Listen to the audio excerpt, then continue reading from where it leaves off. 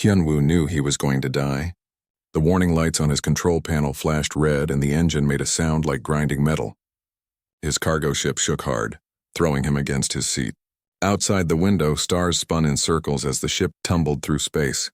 "Computer, send distress signal," he said, trying to keep his voice steady. The computer beeped. "Signal sent. No responses detected." Hyunwoo laughed, but there was no humor in it. He was in the fringe territories, the empty space between the big galactic powers. Not many ships came through here. Even fewer would stop to help a human. Humans were new to the galaxy. Only 50 years since Earth made contact with alien species. Most aliens thought humans were dangerous, too emotional, too quick to fight, too unpredictable. The smart aliens stayed away from humans when they could. The air in the cabin was getting thin. Hyunwoo could feel it in his chest. The life support system was failing along with everything else. He had maybe 3 hours of air left. Maybe less. He thought about his sister back on Earth. She had asked him not to take this job. Too dangerous, she had said. Stay home. But the money was good and Hyunwoo needed the money. Now he would never see her again. The computer beeped again. Vessel approaching. Non-human signature. Hyunwoo felt a small flame of hope. Hail them. They are not responding to hails. The hope died. Probably pirates. They would strip his ship and leave him floating in space. At least it would be faster than suffocating. But the approaching ship did not attack. It came close, very close, and Hyunwoo could see it through his window. The ship was old and patched with different colored metal plates. A trader vessel, not military. Not pirates, his radio crackled. A voice spoke in the common galactic language. Female, uncertain. Human ship, this is trader vessel Silverwing. Do you need help? Hyunwoo grabbed his radio so fast he almost dropped it. Yes, I need help. My engine is dead, life support failing. There was a long pause. Hyunwoo held his breath. I am coming to get you. Prepare for docking. Hyunwoo had never heard better words in his life. The trader ship connected to his cargo vessel with a soft thump. Hyunwoo heard the airlock open. He stumbled out of his chair, his legs shaky. Through the airlock came a figure. She was Telesh. Hyunwoo recognized the species from his training. Insectoid, with 4 arms and smooth gray-green skin that looked like armor. Her large eyes were dark and reflective. She wore a simple work suit covered in grease stains. Can you walk? She asked. I think so. Good, come quickly. Your ship is venting atmosphere. She led him through the airlock into her ship. It was cramped and smelled like engine oil and something sweet he could not identify, but the air was clean and cool. Hyunwoo breathed deep, feeling dizzy with relief. The Talish female sat him down in a small medical bay. She pulled out a scanner and ran it over his body. You have some broken ribs, bruising, nothing critical. You were lucky. Lucky you came along, Hyunwoo said. Thank you, really, thank you. She did not look at him. Her hands worked quickly, applying something cold to his ribs that made the pain fade. It is nothing. What is your name? She hesitated. Kelvia. I am Hyunwoo. I owe you my life, Kelvia. You owe me nothing. I will tow your ship to Outpost 7. They can repair it there. Kelvia worked in silence, her 4 arms moving with practiced efficiency. When she finished, she left him in the medical bay and went back to her cockpit. Hyunwoo sat alone, feeling the gentle hum of her engines through the walls. He wondered why she had helped him. Most aliens would not. He had heard the stories. Humans were avoided. Helping a human could bring trouble. Other species might think you were too friendly with the dangerous newcomers. After an hour, Hyunwoo felt strong enough to walk. He found Kelvia in the cockpit watching the stars. His cargo ship was connected behind them by a thick metal cable, being pulled along like a child's toy. Can I sit? He asked. She gestured to the co-pilot seat without looking at him. They traveled in silence for a while. Hyunwoo studied her ship. It was old, maybe 40 years old, but well-maintained. Everything was clean and organized. He saw repairs everywhere, patches and welds, but all done carefully. Why did you help me? He finally asked. Kelvia's hands tightened on her controls. I heard your distress call. Others must have heard it too. Perhaps they did not care, but you did. She turned to look at him with those large, dark eyes. My father used to say that honor is not about convenience. It is about doing what is right even when it costs you something. Your father sounds wise. He is dead. I am sorry.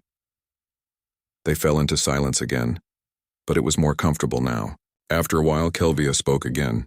The journey to Outpost 7 will take 3 days. You are welcome to move around the ship. There is food in the storage bay. Help yourself. Thank you. Over the next 3 days, Hyunwoo learned about Kelvia. She was a trader like her father and mother before her.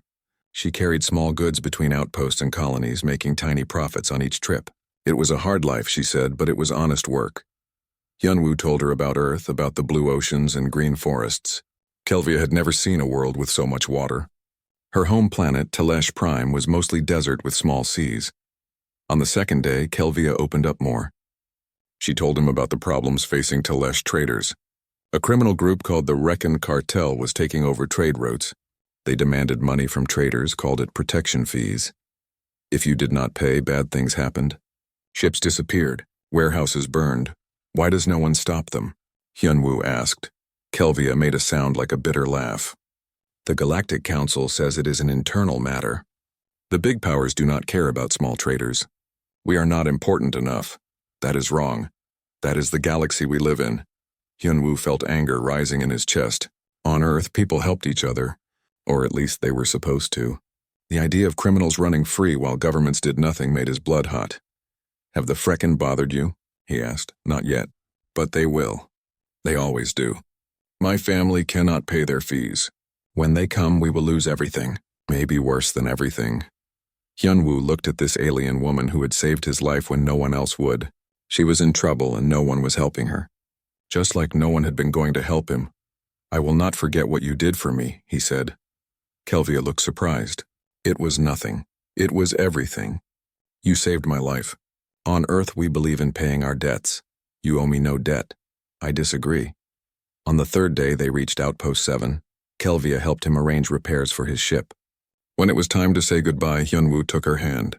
She looked confused by the human gesture. If you ever need help, he said, contact me. I mean it, anytime, any place, any problem. I will come. Kelvia pulled her hand back gently. That is kind, but you do not need to. I do need to. This is important to me. Please keep my contact information. She nodded slowly. I will. Be safe, Hyunwoo. You too, Kelvia. He watched her ship pull away from the station, its old engines glowing blue in the dark. He meant what he said. If she needed help, he would come. That was what humans did. That was what honor meant. Kelvia did not know it yet, but by saving one human, she had made a friend more loyal than any she had ever known. And soon, she would need that friendship more than she could imagine. 6 months passed after Kelvia saved the human pilot. She thought about Hyunwoo sometimes, wondering if he made it home safely. But life moved forward and she had problems of her own. The Frecken cartel was getting bolder. Every week more Talish traders paid their protection fees or disappeared. Kelvia's family held out, but it was getting harder. Her brother Vexilon ran the family warehouse on Telesh Prime. He was stubborn like their father.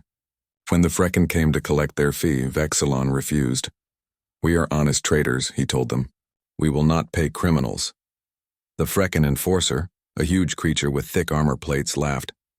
Then you will pay in other ways. That night, the warehouse burned. Kelvia got the call while she was 3 systems away. She heard her brother's voice shaking with rage and grief. They killed them, Kelvia. They killed Nexra, Polvin, and Temka.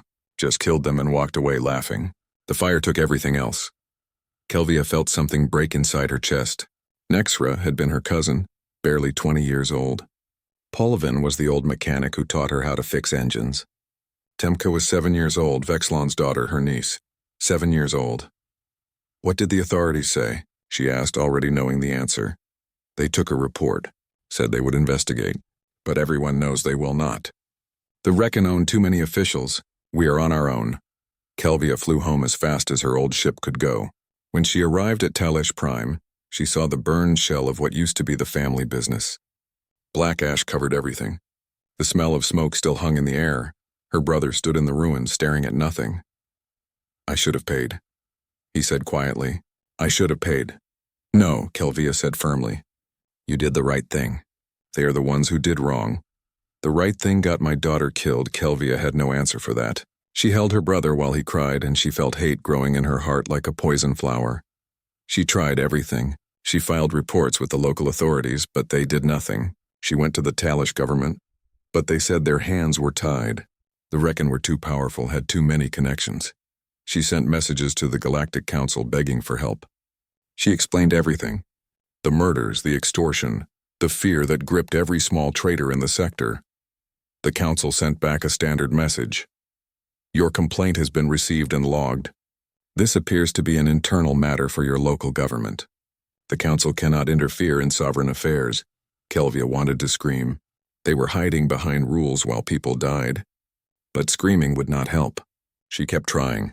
She sent messages to news agencies, to trade unions, to anyone who might listen. Most ignored her. A few sent sympathetic responses but offered no real help. The galaxy was big, and the problems of a few Telesh traders were too small to matter. One message reached someone who did not ignore it. A human journalist named Jiwan, working for Earth News Network, saw Kelvia's plea in a public message board. Jiwan did what journalists do. She investigated. She contacted Kelvia and asked for the full story. Kelvia told her everything, even though she did not think it would help. What could one journalist do? She did not know humans very well yet. G1 published the article 3 days later. The title was simple and direct. Alien saved human life, now faces death while galaxy watches. The article told Hyunwoo's story. How his ship failed. How no one stopped to help. How one Telesh trader risked everything to save a human stranger. Then it told what happened to that trader's family. The murders. The burned warehouse. The 7-year-old child who died because her father refused to pay criminals. And it told how the galaxy did nothing. The article exploded across Earth's networks. Millions of humans read it, then tens of millions. The comments filled with rage and sympathy. She saved one of us and we are letting her die? This is wrong. Someone has to do something. Where is our government? Why are we not helping her? The messages poured into Earth's government offices. Thousands at first, then hundreds of thousands. Citizens demanded action. They called their representatives. They organized protests. Ambassador Dae Sung, Earth's representative to the Galactic Council, watched the situation with careful eyes. He was an older man, patient and thoughtful, with gray hair and a calm face. He had been a diplomat for 30 years, had seen many crises come and go, but he had never seen humans this angry, this unified. The story had touched something deep in the human soul. Someone had helped one of them, and now that someone was in danger. To humans, that was personal. Dae Sung called a meeting with his staff. We need to do something, he said. The people are demanding it. The council will not help, his assistant said. They have already refused. Then we asked them again.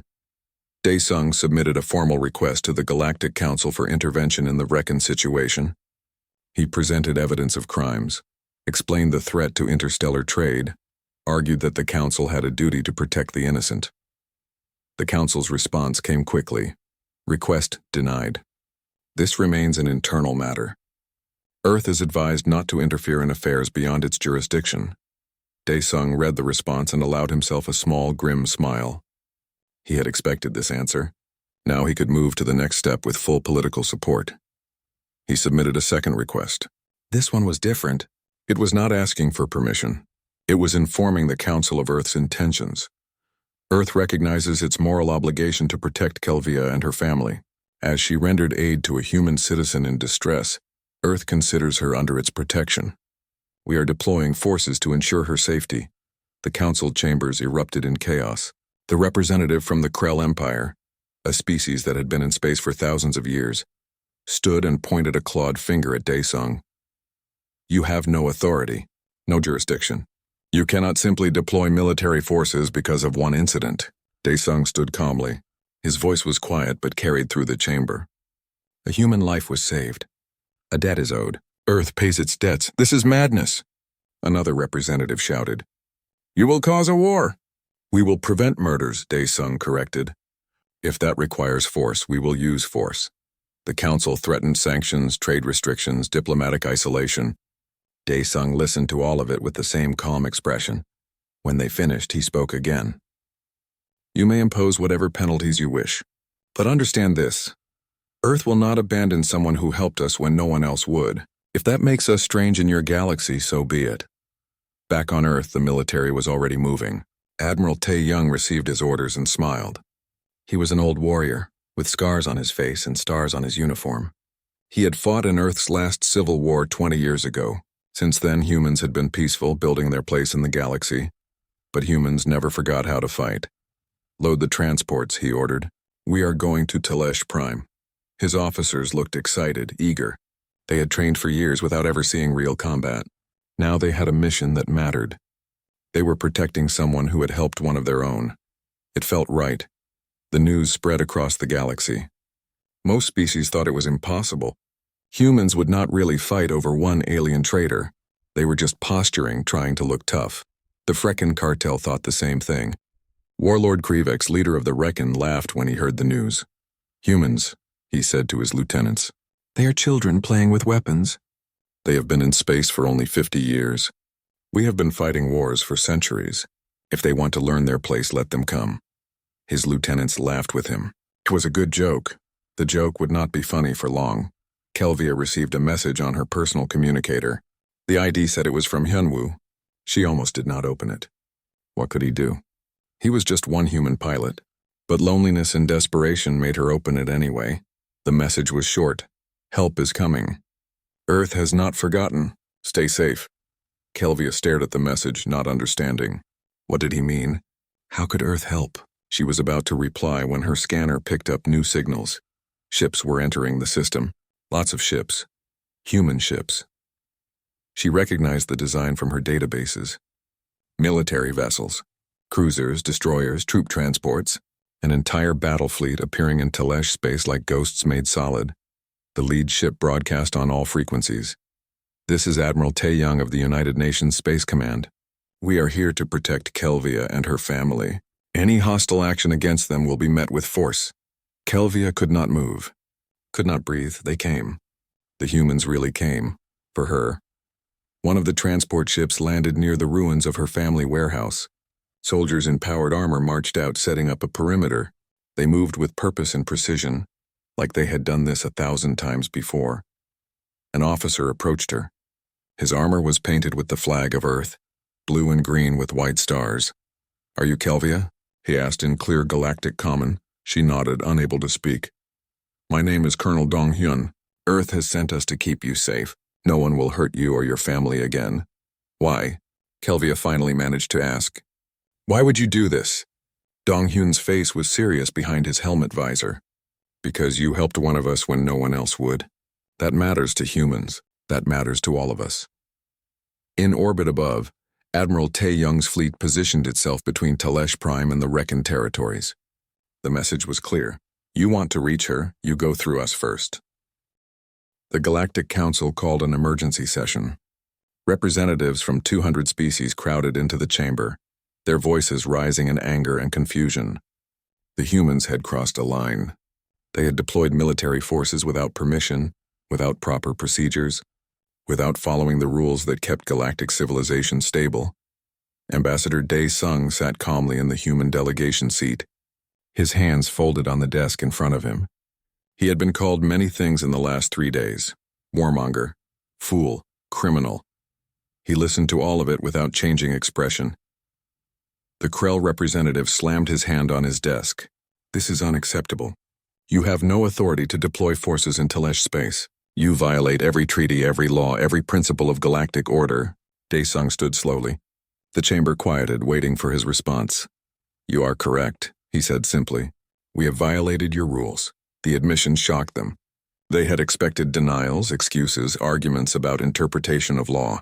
Instead, the human agreed. "But your rules protect murderers," Dae-sung continued.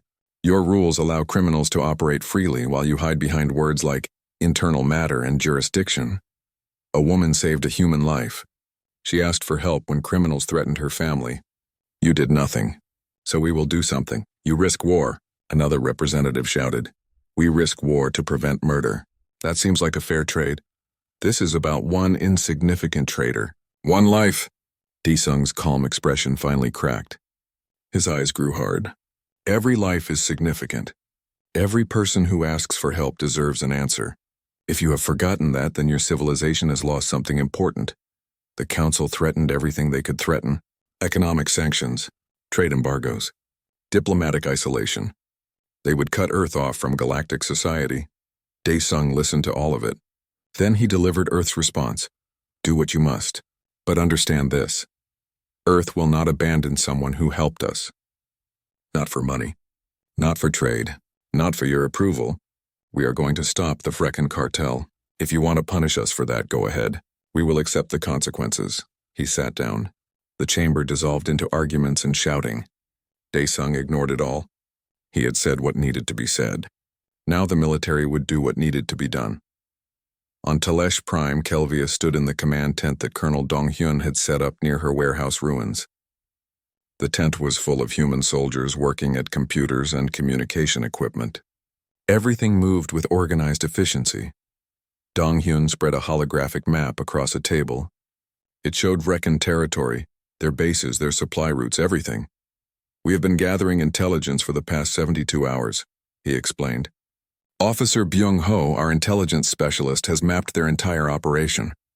The Frecken have 19 major bases, 47 supply stations, and approximately 6,000 combat troops. Kelvia stared at the map. That is a lot.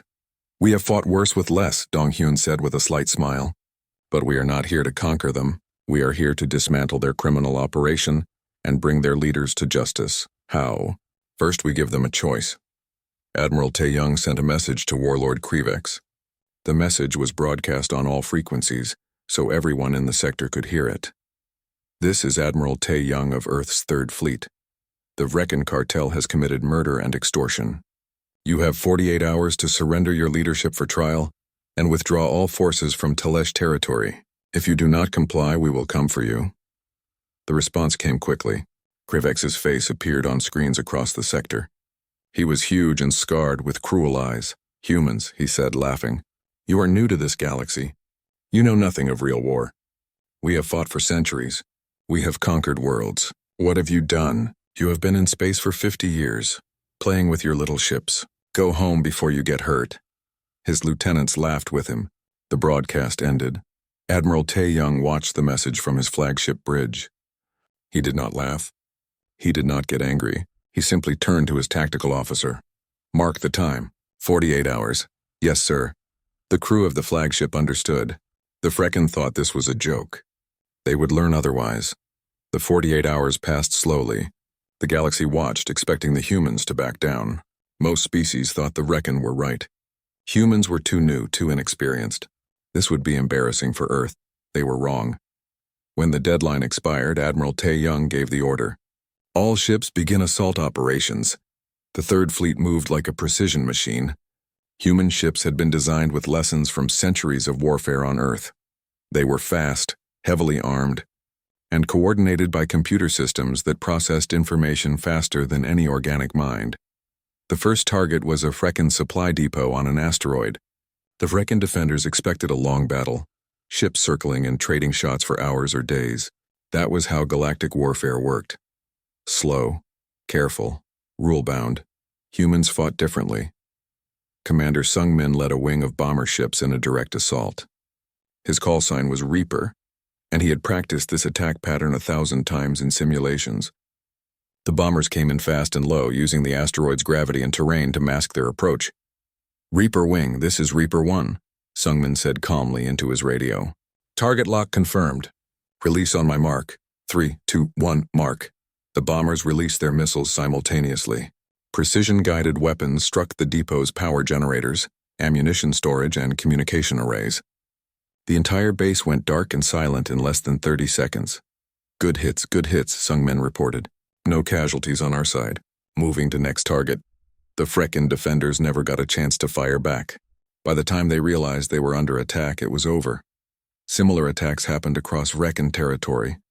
Human ships struck fast and hard, targeting infrastructure and military assets while avoiding civilian casualties. In 3 hours, the Frecken lost 20% of their military capacity. Warlord Krivex stopped laughing. On the ground, Colonel Dong-hyun's Marines deployed to worlds where the Frecken had enslaved local populations. The Frecken used slave labor in their mining operations, a practice the Galactic Council knew about but did not stop. The Marines hit the mining camps like a storm. Dong-hyun led the first assault personally. His powered armor made him look like a metal giant as he crashed through the camp gates. Frecken forces, this is Colonel Dong-hyun of Earth Military. Lay down your weapons and you will be treated fairly. Resist and you will be destroyed. The Frecken guards chose to resist.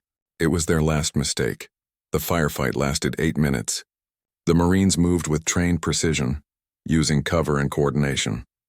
Their weapons were accurate and deadly.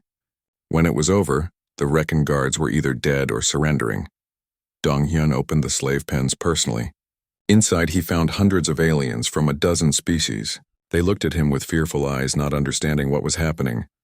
"You are free," Dong-hyun told them in Galactic Common. "No one will hurt you now. We are here to help." An old alien stepped forward, his body covered in scars. "Who are you?" "We are humans. From Earth. Why do you help us?" "We have nothing to give you." Dong-hyun removed his helmet so they could see his face. "We do not need you to give us anything. This is just the right thing to do." The freed slaves did not understand. Most galactic species did not help others without expecting something in return. But they were free and that was enough. Combat medic Young-soo set up a field hospital at the camp. He worked quickly, treating the freed slaves' injuries and illnesses. Some had been tortured. Many were starving. All needed medical care. Young-soo treated everyone with the same gentle care. When a wounded Frecken guard was brought in, one of the freed slaves spat at him. "Let him die. He beat us, starved us." Young-soo continued working on the guard's injuries. "He is wounded. That makes him my patient. I help patients, but he is the enemy. Right now he is a person who needs medical care. That is all that matters." The slave did not understand, but he watched as Young-soo saved the guard's life. Later, he would tell others about the strange humans who fought fiercely but showed mercy to the defeated. The war continued for 3 months. The galaxy watched in shock as human forces systematically dismantled the Frecken cartel. Every base, every supply line, every stronghold fell before the human assault. But it was not easy. War never is. The destroyer Incheon, leading a patrol near Frecken space, encountered an enemy ambush. 3 Frecken warships appeared from behind a moon and opened fire. The Incheon fought back but was outnumbered. Captain Park, commanding the Incheon, knew his ship was lost. He ordered the crew to evacuate, but the enemy fire was too intense. The escape pods could not launch. "All hands, this is the captain," Park said over the ship's intercom. His voice was calm. "It has been an honor serving with you. Tell Earth we did our duty." The Incheon exploded in a flash of light. 847 souls died in that moment. Earth mourned. Every one of those names was read in a ceremony broadcast around the world. Every family received a visit from military officers who told them their loved ones died, protecting someone who needed help. The outrage and sadness could have broken Earth's resolve. Instead, it made them more determined. The Incheon's crew had believed in this mission. Their sacrifice would not be wasted. The war was over, but the cost was heavy. Earth had won, but victory tasted bitter when mixed with the blood of those who died for it. Admiral Tae-young stood on the bridge of his flagship and looked at the casualty reports. The numbers seemed small compared to wars of the past. 1,273 dead, 3,842 wounded, 5 ships destroyed or damaged beyond repair. Small numbers for a war, but each number was a person.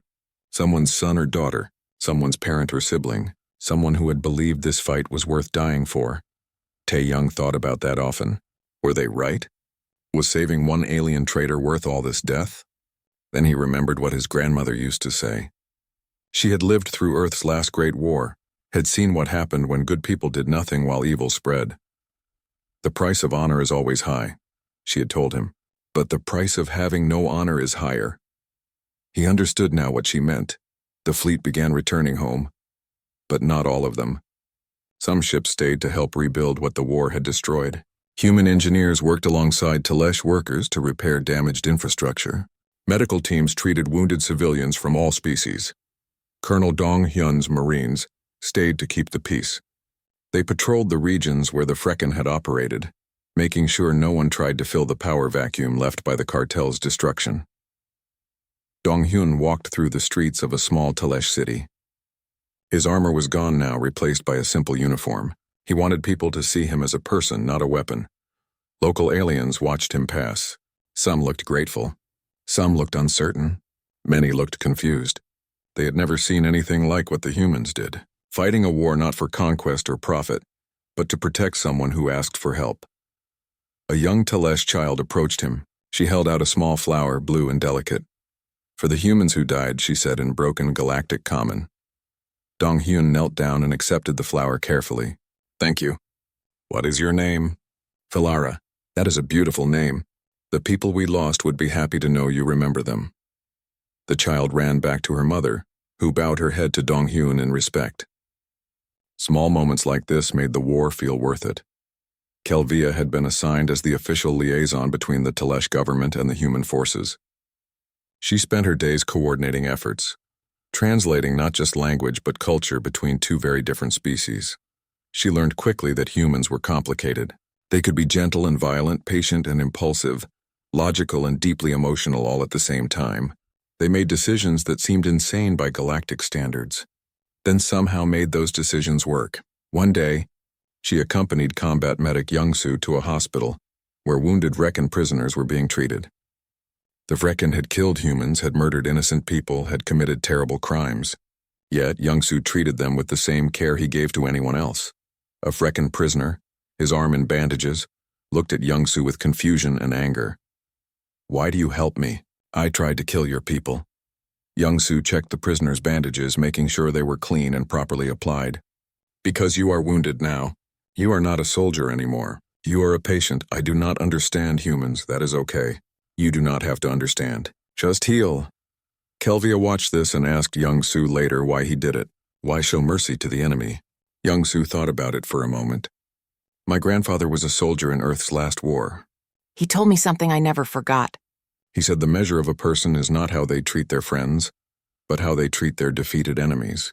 We fought the Vrekken because they did evil things, but now that they are defeated, they deserve basic human dignity. If we treat them badly, we become like them. That is a strange philosophy? Maybe, but it is ours. The galaxy watched the aftermath of the war with mixed feelings. Some species were horrified that Earth had acted so aggressively.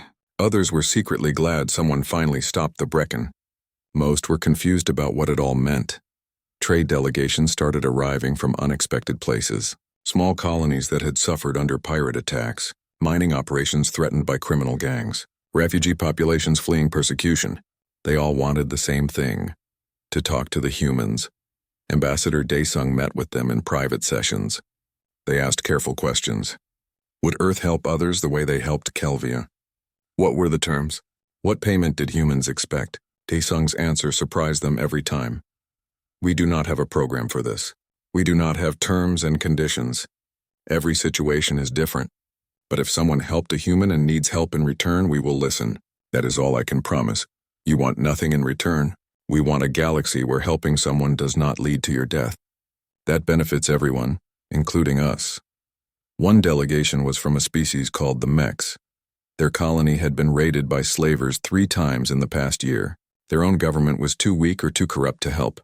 The Mech's ambassador was small and thin with large eyes that looked sad.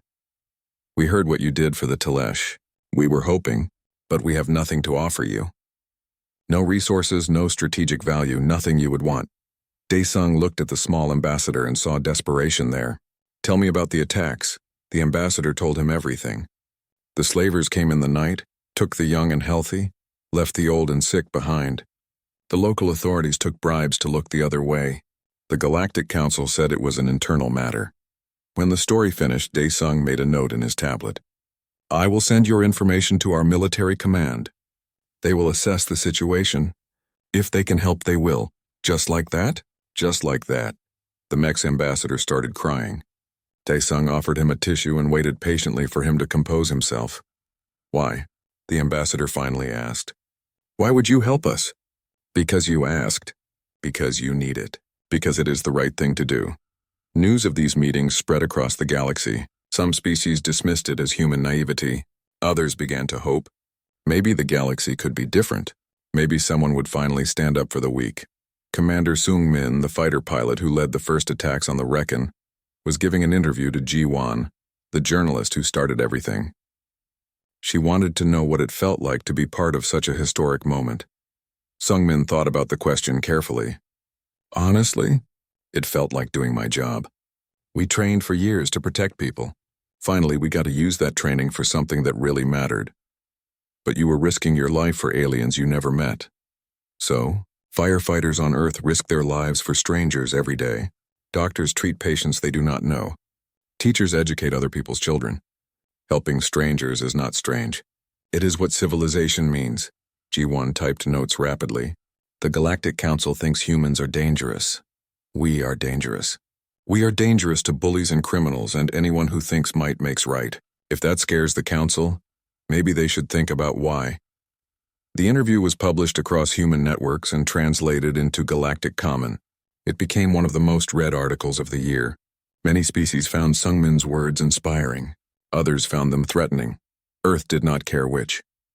Back on Talish Prime, a memorial was being built. The Talesh government wanted to honor the humans who died defending their world. They asked Kelvia to help design it. She stood at the construction site with Admiral Tae Young looking at the plans. The memorial would list every human casualty by name. At the center would be a statue of a human soldier extending a hand to help a fallen Talesh civilian. Will this be appropriate? Kelvia asked. I do not want to offend human customs. Tae Young looked at the design with approval. It is perfect. It shows what we believe, that helping someone is always worth the cost. Even when the cost is so high? Especially then. Easy choices do not need monuments. The memorial was completed 3 months later. At the dedication ceremony, representatives from Earth and Talesh spoke about friendship, honor, and sacrifice. But the most powerful moment came from Kelvia herself. She stood before the crowd looking small and fragile and spoke into the microphone. I saved one human because it was right. I did not expect anything in return. But humans came anyway. They crossed the galaxy to protect my family. They fought and bled and died for people they never met. I will never understand humans completely, but I understand this. They showed the galaxy what real honor looks like. They showed us that doing what is right matters more than doing what is safe. I hope we can learn from their example. The crowd was silent. Then someone started clapping. Then another. Soon the entire gathering was applauding, humans and aliens together. Yun-Woo, the pilot who started it all, stood at the back of the crowd. He had returned to Talesh Prime for the ceremony. Kelvia found him afterward. I never thanked you properly, she said. For what? You saved me. You saved me back. You and all of Earth, Hyun-Woo smiled. That is what friends do. Kelvia had learned many things about humans during the war. But the most important lesson was this. When a human calls you friend, they mean it. And they will move heaven and earth to prove it. In the Galactic Council chambers, emergency sessions continued. The Council was trying to decide what to do about Earth. Some wanted sanctions. Some wanted to formally censure the human government. Some wanted to do nothing and hope the problem went away. 1 year after the war, the galaxy was different. Not in obvious ways. The same species controlled the same territories. The same governments held the same power. The Galactic Council still met in its grand chamber and debated the same issues, but something had changed beneath the surface. Something important. Earth's embassy on the Council station was always crowded now. Every day, dozens of delegations arrived seeking meetings. Some came officially representing their governments. Others came secretly, afraid their own leaders would punish them for talking to humans. Ambassador Dae-sung hired more staff just to manage all the requests. His assistant, a young woman named Mi-sun, organized the meetings with patient efficiency. She had studied diplomatic service at Earth's best schools, but nothing prepared her for this. We have 17 meetings today, Mi-sun told Dae-sung during their morning briefing. 6 more requested emergency appointments. And these. She handed him a stack of data tablets, personal appeals from individuals.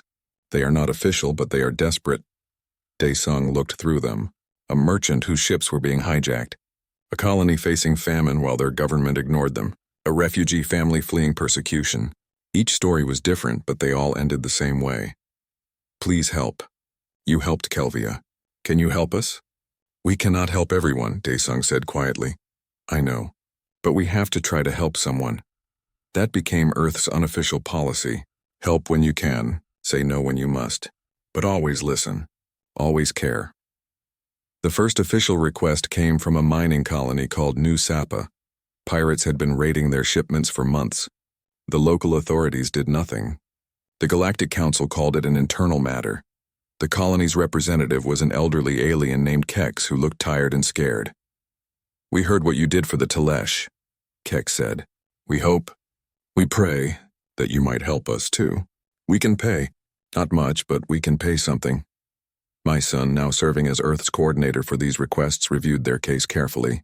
She consulted with military advisors, checked the political situation, assessed the risks. Then she made her recommendation to Daesung. "We can help them. It is a small operation, low risk, high impact. Do it." Earth sent a small fleet to New Sapa, not a full battle group like they sent to Telesh Prime, just 3 cruisers and a company of Marines. But it was enough. The pirates saw Earth's ships and fled. The few who stayed to fight were quickly defeated. The colony was safe within a week. Kex cried when Misun told him. Thank you. How much do we owe you?" "Nothing," Misun said. "Just pay it forward. When someone else needs help and you can give it, help them." Kex did not understand. Neither did most of the galaxy. But word spread, Earth was helping people. Not for money. Not for strategic advantage. Just because it was right, more requests came. Some Earth could help, others they could not. The decision was never easy. A species asked for help overthrowing their corrupt government. Earth said no. "We do not do regime change. We protect people from violence, but we do not decide who governs them." A colony asked for help defending against an invasion by a neighboring species. Earth investigated and found the colony had stolen that territory in the first place. They said no. "We do not protect thieves from justice." But when a refugee ship asked for protection while fleeing genocide, Earth said yes immediately. 3 destroyers escorted the ship to safety, daring anyone to try stopping them. The galaxy learned that humans had principles. Strange principles maybe, but real ones. They would help the weak but not enable the corrupt. They would fight bullies but not become bullies themselves. They would risk their lives for strangers but not for lies. The Galactic Council watched all this with growing concern. Some members saw opportunity, others saw threat. All of them saw change coming. A group of smaller species formed what they called the Alliance of the Aided. These were species and colonies that had received human help or support.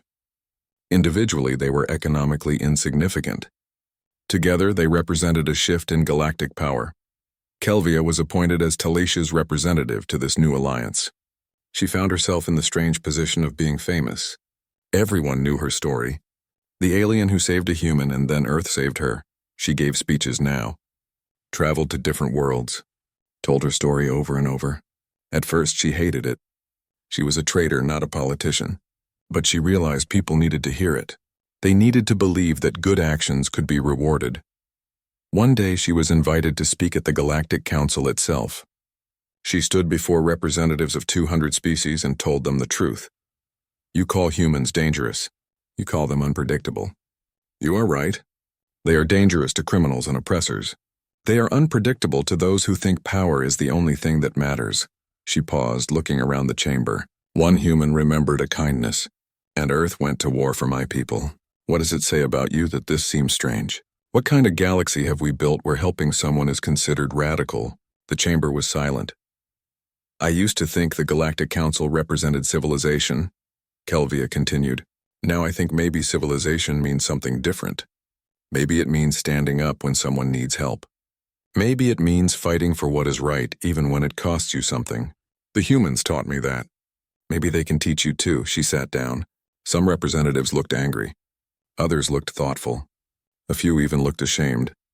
Ambassador Daesung watched from the human delegation and felt proud. Kelvia had become a voice for change. She was braver than she knew. Not everyone was happy about the changes. Some species saw Earth's actions as a threat to their power. If humans could ignore council authority and face no real consequences, what stopped others from doing the same? A coalition of the larger galactic powers met in secret. They discussed ways to limit human influence. Economic pressure, diplomatic isolation, maybe even military response. But they all faced the same problem. Humans had become popular. Oh, the governments and big powers hated them. But ordinary people across the galaxy saw humans as heroes. You could not fight an enemy that common people supported. And then there was the practical problem. The Recon War had shown that humans were very, very good at fighting. Any military conflict with Earth would be costly. Possibly too costly. So the big powers decided to watch and wait. Maybe human enthusiasm would fade. Maybe they would overreach and make mistakes. Time would tell. On Earth, historian Jae Hyun published a book about the Frecken War. It became a bestseller both on Earth and in translation across the galaxy. The book's conclusion became famous. We did not go to war for resources or territory or strategic advantage. We fought because someone helped one of us and then needed help in return. We believe that matters. We believe honor and loyalty and friendship are worth fighting for. If that makes us strange in this galaxy, so be it. Perhaps the galaxy needs more strangeness. Young people on Earth read those words and felt proud. They volunteered for military service in record numbers. Not because they wanted to fight, but because they wanted to help. The next generation of human diplomats studied harder, trained longer. They wanted to be part of something meaningful. They wanted to make the galaxy better. Mi-sun, promoted to lead Earth's Aid Coordination Office, worked 18-hour days processing requests for help. She had a team now, 30 people who evaluated each case carefully. They could not help everyone, but they helped as many as they could. One day, a request came in that broke her heart. A school on a distant colony had been destroyed by terrorists. 20 children killed. The local government did nothing. The Galactic Council expressed concerns and moved on. The request asked, "Can you help find who did this? Can you help us get justice?" Mi-sun brought the case to her team. They investigated quietly. Earth's intelligence services, working with local allies, tracked down the terrorist cell. They provided evidence to the local authorities. When the authorities still did nothing, Earth leaked the evidence publicly. The resulting outcry forced action. The terrorists were arrested and tried. 20 children got justice. Their families got closure, and the galaxy learned that Earth's help came in many forms. Not just military force, but investigation, evidence, truth. The message was clear. If you hurt innocents, humans will find you. They will expose you. They will make sure you face consequences. Criminal organizations across the galaxy began to worry. Pirates became more careful. Slavers looked over their shoulders. Corrupt officials wondered if their crimes might be revealed. The fear of human attention became a real thing. 2 years after the Frecken War, a second major crisis tested Earth's commitment. A species called the Vox faced extinction. Their sun was dying faster than predicted. They needed to evacuate their entire population, billions of individuals, to new worlds. But the Galactic Council was slow to approve resettlement. Politics and bureaucracy delayed action while people died. The Vox sent a desperate message to Earth. You helped others. Can you help us? We are dying. This was bigger than anything Earth had attempted. Evacuating billions of people required resources and coordination on a massive scale, and unlike the Frecken situation, there was no enemy to fight. Just logistics and time. Ambassador Dae-sung called an emergency meeting with Earth's leadership. The discussion lasted for hours.